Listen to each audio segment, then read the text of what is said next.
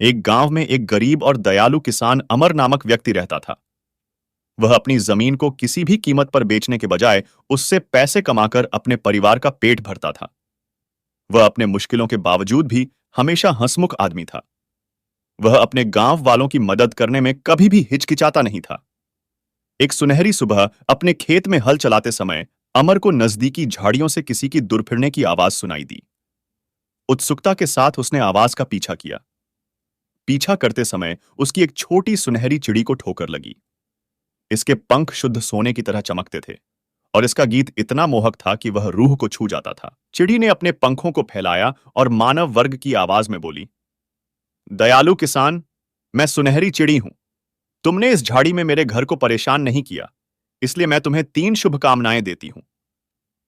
अमर आभारी और विचारशील था। उसने सोचा कि हर व्यक्ति अपने लिए ही मांगता है, तो क्यों ना मैं अपने गांव के लोगों की जिंदगी को बेहतर बनाने के लिए समझदारी से कुछ मांगूं। अपनी पहली इच्छा के लिए अमर ने उपजाऊ जमीन की मांग की, जो बहुत सारी फसलें पैदा कर सकेगी।